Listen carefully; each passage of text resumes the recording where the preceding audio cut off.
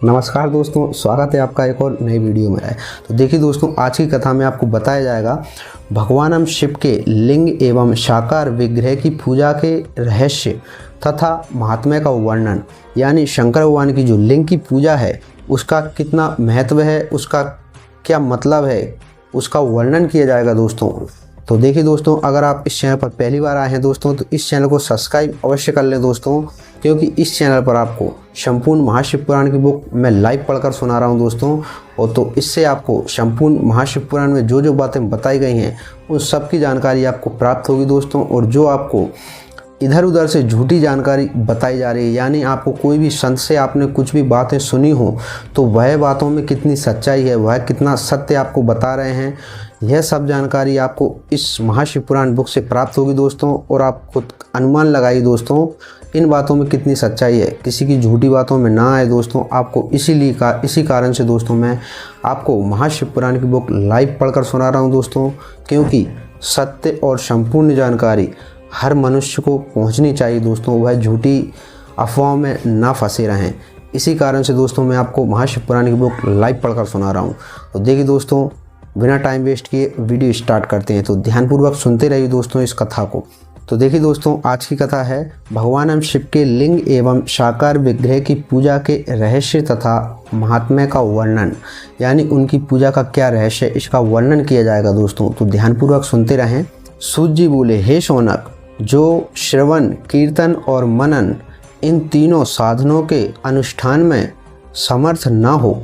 यानी दोस्तों कल मैंने आपको जो कथा बताई थी उनमें बताया था दोस्तों मैंने आपको कि श्रवण, कीर्तन और मनन इन तीनों का महत्व बताया दोस्तों, इनका कितना बड़ा महत्व है। लेकिन यह बहुत कठिन है दोस्तों। यह उन लोगों के लिए संभव है दोस्तों जो गृहस्थ जीवन में नहीं हैं, जो आपने देखा होगा कहीं जाकर भजन पूजन करते रहते हैं और जो तपस्या में लग जाते हैं दोस्तों, उनके लिए वह संभव है दोस्तों। क्योंकि कीर्तन यानी भजन, भगवान का भजन करना कोई सरल काम नहीं है दोस्तों। और मनन यानी मन को शुद्ध करना, मन एक लक्ष्य की ओर ले जाना दोस्तों कि मुझे यही करना है। तो जो भगवान की पूजा यानी ऐसा मान लीजिए दोस्तों, कोई अगर साधना करता है, यानी आपने देखा होगा कोई कहीं जंगल में जाकर दोस्तों और भगवान की साधना में बैठ जाता है दोस्तों, तो उसका मन, उसका लक्ष्य एक वही है कि मुझे भगवान को प्राप्त करना है, उनके दर्शन करना है। तो ऐसा मन होना चाहिए एक लक्ष्य पर दोस्तों। तो अगर इन सब को आप नहीं कर सकते, इसके अलावा आप भगवान को किस तरह प्राप्त कर सकते हैं और उनमें आप किस तरह से मन लगा सकते हैं, इन बातों को बताया जा रहा है दोस्तों। वह भगवान शंकर के लिंग एवं मूर्ति की स्थापना कर नित्य उसकी पूजा करके संसार सागर से पार हो सकता है। तो देखिए दोस्तों, अगर यह नहीं हो सकता, यानी साधना, ध्यान, कीर्तन, मनन यह आपसे नहीं हो सकता दोस्तों, तो यह एक उपाय बताया गया है दोस्तों कि आप शंकर भगवान के शिवलिंग की स्थापना करके प्रतिदिन उनका पूजन करके संसार सागर से पार हो सकते हैं। आगे सुनते रहिए दोस्तों, बहुत ही महत्वपूर्ण जानकारियाँ मिलेंगी आपको। छल न करते हुए अपनी शक्ति के अनुसार धनराशि ले जाए और उसे शिवलिंग अथवा शिव मूर्ति की सेवा के लिए अर्पित कर दे। साथ ही निरंतर उस लिंग एवं मूर्ति की पूजा भी करे। उसके लिए भक्ति भाव से मंडप, गोपुर, तीर्थ, मठ एवं क्षेत्र की स्थापना करे तथा उत्सव करे और वस्त्र, गंध, पुष्प, धूप, दीप तथा मालपुआ आदि व्यंजनों से युक्त भांति भांति के भक्ष्य, भोजन, अन्य नौभेद्य रूपों में समर्पित करे। यह सब चीज़ें बनाकर दोस्तों और शंकर भगवान को समर्पित करना चाहिए।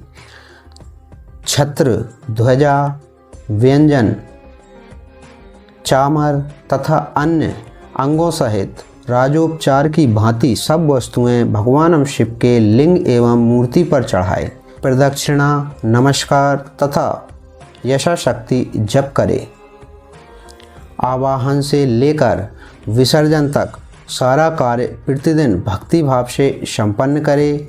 इस प्रकार शिवलिंग अथवा शिव मूर्ति में भगवान शंकर की पूजा करने वाला पुरुष श्रवण आदि साधनों का अनुष्ठान न करे तो भी भगवान शिव की प्रसन्नता से सिद्धि प्राप्त कर लेता है।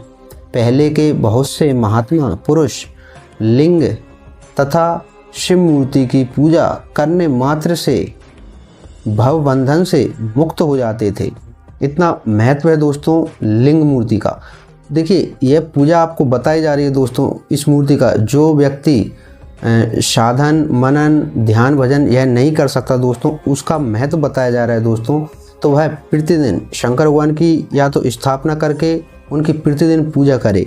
और यह जो विधि बताई जा रही है इसका मतलब समझिए आप दोस्तों ध्यानपूर्वक। तो जो दोस्तों लिंग मूर्ति बताई जा रही है, लिंग मूर्ति का मतलब है दोस्तों आप प्रतिदिन यानी प्रतिदिन आप शंकर भगवान की जो मिट्टी की मूर्ति बनाई जाती है दोस्तों, तो मिट्टी की शिवलिंग की निर्माण करें दोस्तों और उसकी पूजा करें दोस्तों।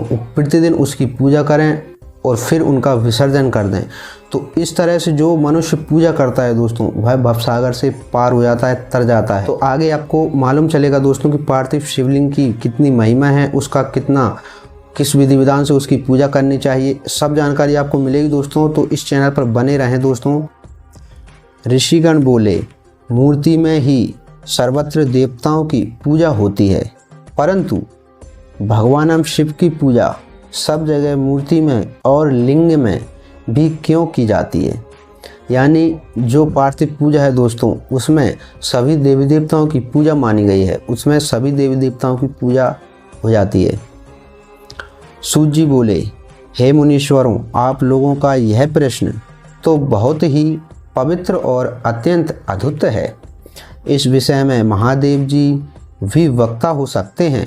कोई पुरुष कभी और कहीं भी इसका यथार्थ प्रतिपादन नहीं कर सकता।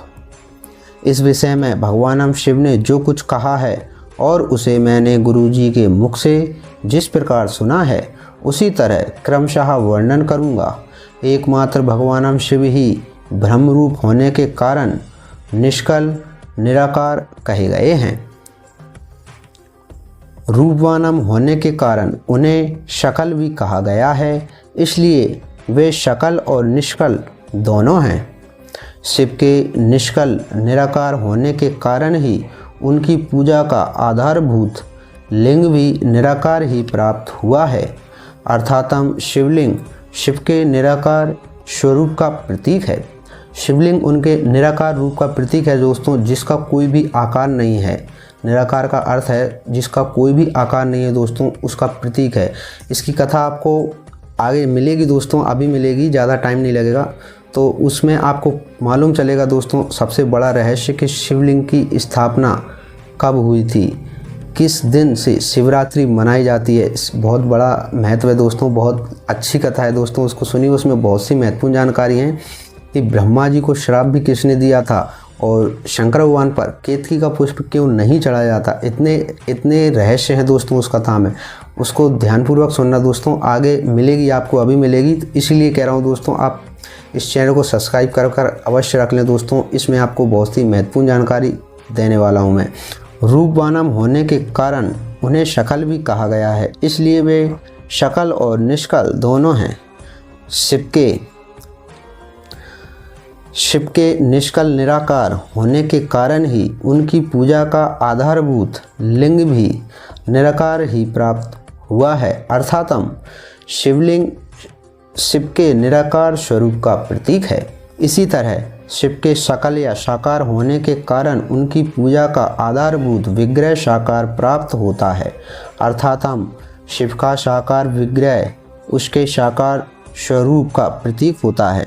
शकल और अकल समस्त अंग आकार रहित साकार और अंग आकार से सर्वथा रहित निराकार रूप होने से ही वे ब्रह्मा शब्द से कहे जाने वाले परमात्मा हैं, जिनसे ब्रह्मदेव भी उत्पन्न हुए, जिनसे श्री हरि विष्णु भी उत्पन्न हुए।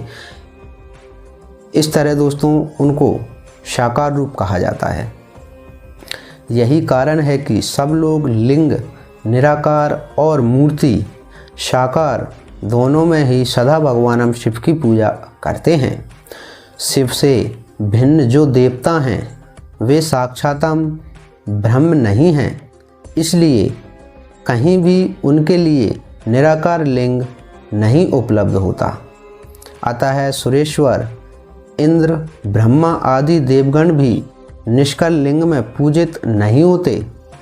सभी देवगण ब्रह्मा न होने से अपितु सगुण जीव होने के कारण केवल मूर्ति में ही पूजे जाते हैं।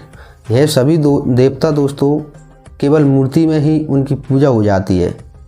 शंकर के अतिरिक्त अन्य देवों का जीव तत्व और सदाशिव का ब्रह्म तत्व वेदों के सारभूत उपनिषदों से सिद्ध होता है। वहाँ प्रणव ओमकार के तत्स्वरूप से भगवान शिव का ही प्रतिपादन किया गया है। इसी प्रकार पूर्व में मंदराचल पर्वत पर ज्ञानवानम ब्रह्मपुत्र सनत कुमार मुनि ने नंदी के स्वर से प्रश्न किया था। सनत कुमार बोले, हे भगवानम, शिव के अतिरिक्त उनके वश में रहने वाले जो अन्य देवता हैं उन सबकी पूजा के लिए सर्वत्र प्रायः वीर मूर्ति मात्र ही अधिक संख्या में देखा और सुना जाता है। केवल भगवान शिव की ही पूजा में लिंग और वीर दोनों का उपयोग देखने में आता है। अतः हे कल्याणमय नंदिकेश्वर, इस विषय में जो तत्व की बात हो उसे मुझे इस प्रकार बताइए जिससे अच्छी तरह समझ में आ जाए। अब ठीक तरह से सुनिए दोस्तों। नंदिकेश्वर बोले, हे निष्पाप ब्रह्म कुमार, हम जैसे लोगों के द्वारा आपके इस प्रश्न का कोई उत्तर नहीं दिया जा सकता, क्योंकि यह गोपनीय विषय है और लिंग साक्षातम ब्रह्मा का प्रतीक है। इस विषय में भगवान शिव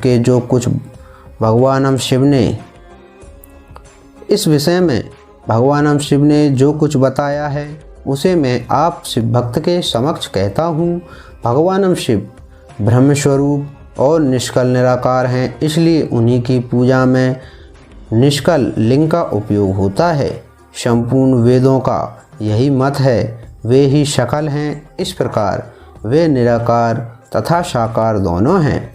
भगवान शंकर निष्कल निराकार होते हुए भी कलाओं से युक्त हैं, इसलिए उनकी साकार रूप में प्रतिमा पूजा भी लोक सम्मत है।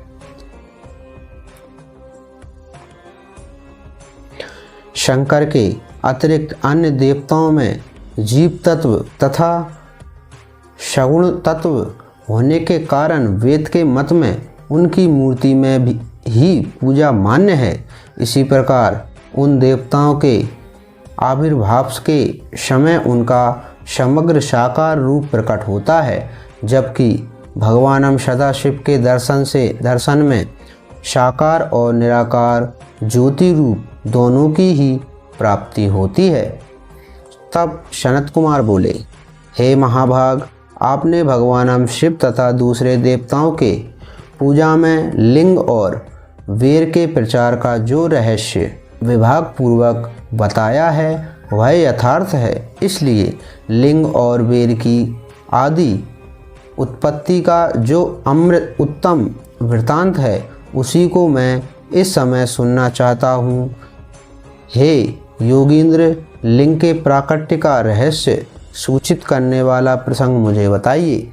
यानी कि दोस्तों लिंग का प्राकट्य किस प्रकार हुआ, यानी जो शंकर भगवान की शिवलिंग होती है दोस्तों, जो उनका लिंग रूप है यानी उनकी प्रतिमा होती है, शिवलिंग होता है, उसका प्राकट्य किस प्रकार हुआ दोस्तों, इसके विषय में सवाल किया गया है दोस्तों, प्रश्न किया गया है ऋषिगणों ने। तो इसका बहुत ही बड़ा महत्व है, बहुत ही बड़ी रहस्य कथा है दोस्तों। सुनिए, बहुत ही जानकारी प्राप्त होगी दोस्तों आपको इस वीडियो में, तो ध्यानपूर्वक सुनिए दोस्तों। नंदिकेश्वर बोले, हे वत्स, आपके प्रति प्रीति के कारण मैं यथार्थ रूप में वर्णन करता हूँ, सुनिए। लोक विख्यात पूर्व कल्प के बहुत दिन व्यतीत हो जाने पर एक समय महात्मा ब्रह्मा और विष्णु परस्पर लड़ने लगे, यानी ब्रह्मदेव और श्री हरि विष्णु में विवाद हो गया दोस्तों। अब यह विवाद किस प्रकार हुआ दोस्तों, क्योंकि दोनों में श्रेष्ठता पाने के लिए यह विवाद हुआ दोस्तों कि दोनों में सबसे सर्वश्रेष्ठ कौन है। ब्रह्मदेव कहते थे मैं बड़ा हूँ, श्री हरि विष्णु जी कहते थे कि मैं सर्वश्रेष्ठ हूँ, मैं बड़ा हूँ। तो इसी बात को लेकर दोनों में विवाद हुआ। उन दोनों के अभिमान को मिटाने के लिए त्रिगुणातीत परमेश्वर ने उनके मध्य में निष्कल स्तंभ के रूप में अपना स्वरूप प्रकट किया। जगतम का कल्याण करने की इच्छा से उस स्तंभ से निराकार परमेश्वर शिव ने अपने लिंग चिन्ह के कारण लिंग का आविर्भाव किया। उसी समय से लोक में परमेश्वर शंकर के निर्गुण लिंग और सगुण मूर्ति की पूजा प्रचलित हुई। तभी से दोस्तों शंकर भगवान की जो शिवलिंग की पूजा की विधि है वह प्रचलित हुई दोस्तों। तभी से शंकर भगवान की शिवलिंग की पूजा प्रचलित है, तभी से उनकी पूजा की जाती है। इसका बहुत बड़ा रहस्य है दोस्तों। शिव के अतिरिक्त अन्य देवताओं की मूर्ति मात्र की ही प्रकल्पना हुई। वे देव प्रतिमाएं पूजित हो नियम शुभ कल्याण को देने वाली हुई और शिव का लिंग तथा उनकी प्रतिमा दोनों ही भोग और मोक्ष को देने वाली हैं। अन्य देवताओं की प्रतिमाएं हैं दोस्तों, वह कल्याण को देने वाली हैं। आपका कल्याण हो जाएगा, इस तरह से आपको प्राप्ति होगी, इसका देने वाली हैं दोस्तों। और शिवलिंग की जो पूजा है, शिव शंकर भगवान की जो प्रतिमाएं हैं दोस्तों, उनकी पूजा से आपको कल्याण के अलावा दोस्तों आपको भोग और मोक्ष की भी प्राप्ति हो सकती है। इतना महत्व है दोस्तों शंकर भगवान की पूजा का। शंकर भगवान की पूजा अधिकतर सभी लोग करते हैं दोस्तों, क्योंकि वो देवों के देव महादेव कहे जाते हैं दोस्तों, क्योंकि सबसे श्रेष्ठ वही हैं दोस्तों, उन्हीं से सारा जगतम उत्पन्न हुआ है दोस्तों। तो इसलिए उनकी पूजा सर्वश्रेष्ठ मानी गई है। तो आगे सुनती रहें दोस्तों। इस प्रकार श्री शिव महापुराण के अंतर्गत प्रथम विद्येश्वर संहिता में शिवलिंग की महिमा का वर्णन नामक 5वां अध्याय पूर्ण हुआ।